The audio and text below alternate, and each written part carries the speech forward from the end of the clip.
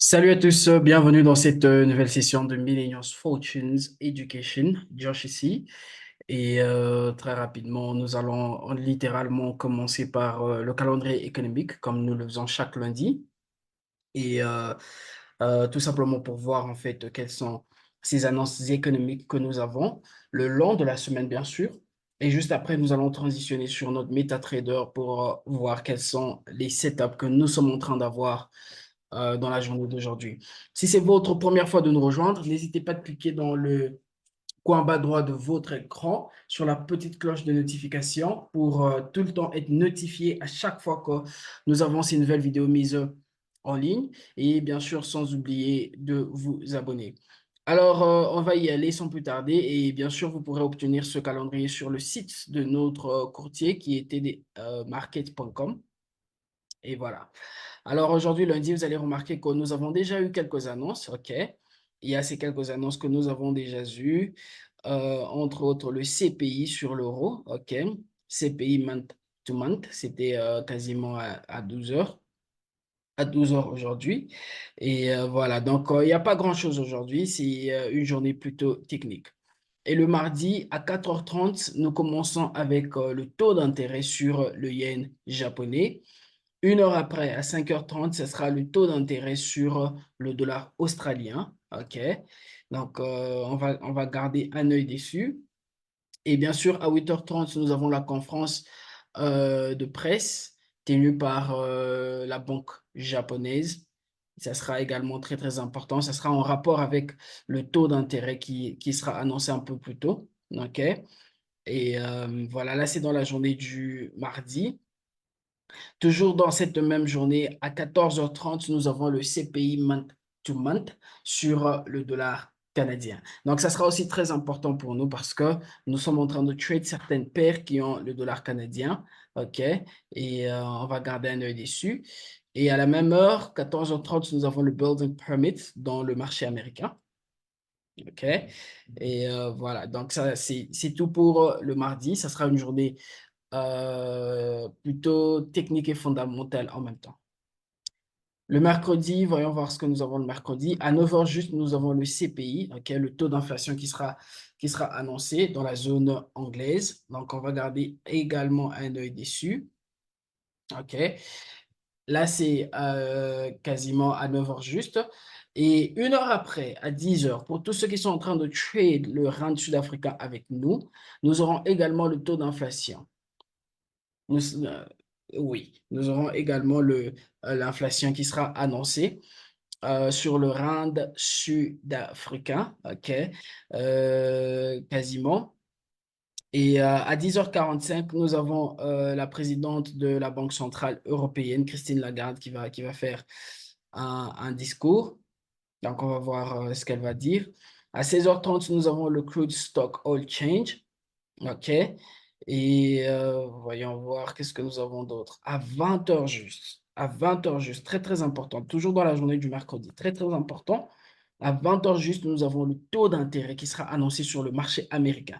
Toutes les paires qui ont le dollar américain seront affectées par cette annonce. Et bien sûr, 30 minutes après, nous avons la conférence de presse du FOMC, OK, Jérôme Powell qui va bien sûr faire cette conférence de presse. Et voilà. Et à 23h45, nous avons le GDP venant de la zone néo-zélandaise, OK? Là, c'est le mercredi. Ça sera une journée également 50-50. 50-50, ça veut dire quoi? Que ça sera une journée technique et fondamentale, OK?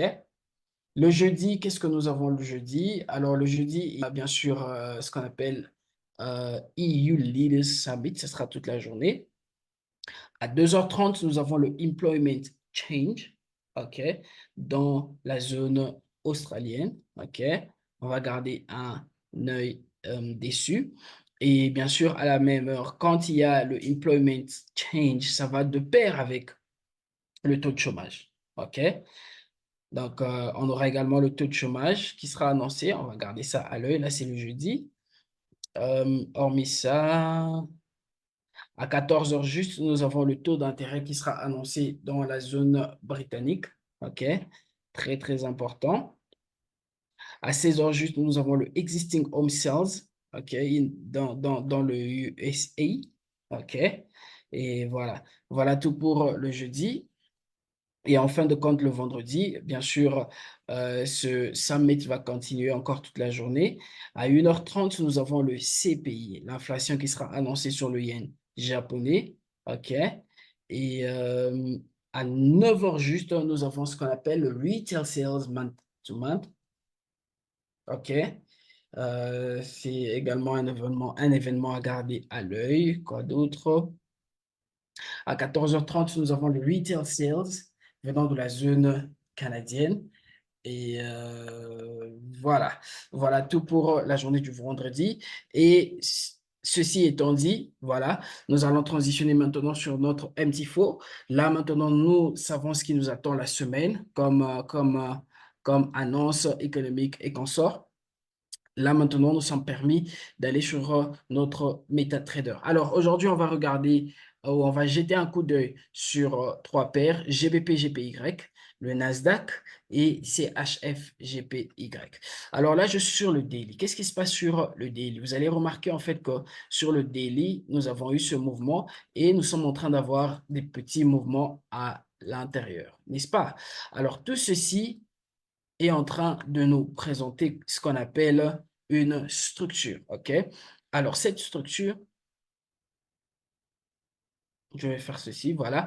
Alors, cette structure nous a formé ce qu'on appelle un canal ascendant. Comme vous allez le remarquer, nous avons un canal ascendant. Alors, je veux votre attention ici sur le daily. On a eu ce mouvement haussier, n'est-ce pas? Et de par ce mouvement haussier, vous allez voir comment est-ce que le prix a commencé à aller à la hausse. Il n'est pas allé de façon agressive comme ici, là, mais plutôt de façon structurelle. Qu'est-ce que ceci nous indique? Ça nous indique en fait que le prix doit absolument,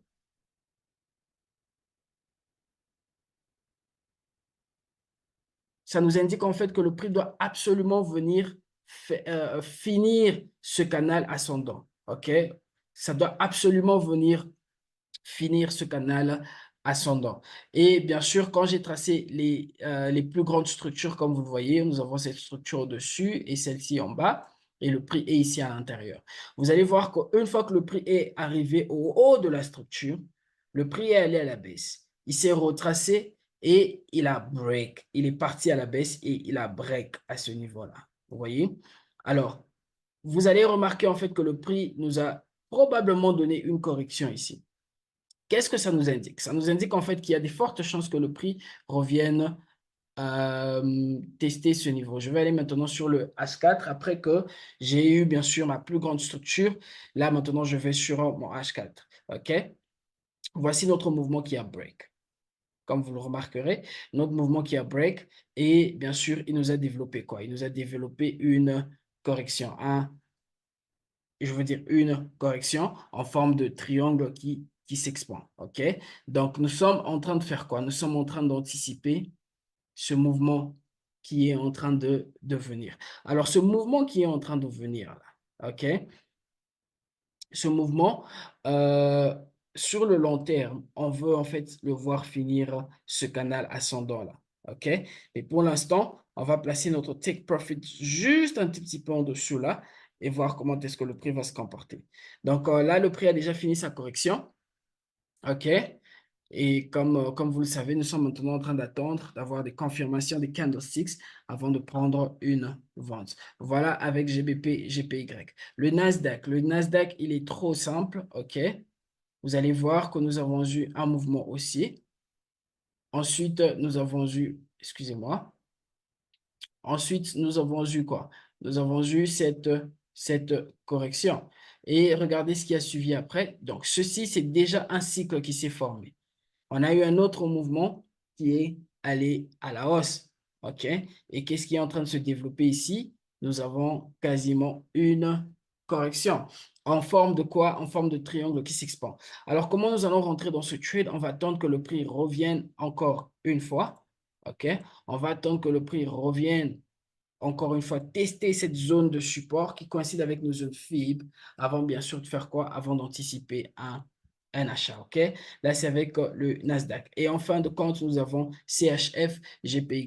Qu'est-ce qui se passe avec CHF, GPY? Quand je vais sur le daily, quasiment la même structure que GBP, GPY, OK? J'ai cette plus grande structure sur le daily, OK? Le prix m'a donné cette structure-là. Et vous allez voir qu'ici, le prix, il a break. Vous voyez ici, là? Je dirais pas break, mais il a reject. OK? Le prix est arrivé presque à cette zone. OK? Vous allez remarquer qu'il y a une zone et le prix a rejeté agressivement. Il est maintenant en train de nous développer une autre correction avant de faire quoi? Avant d'aller à la baisse. OK? Donc, quasiment. Quand je vais maintenant sur le H4, après avoir bien sûr vu la plus grande, euh, je dirais le plus grand time frame, là maintenant j'ai plus de confirmation. Je dois juste observer comment le prix sera en train de se développer. On a eu ce mouvement baissier là, n'est-ce pas? Et notre correction qui est à ce niveau-là. Nous anticipons une vente. Donc, attendons voir comment ça va se passer. Voici quasiment les trois premières paires de la semaine. Que Dieu nous bénisse. Je nous donne rendez-vous demain à la même heure et à très bientôt.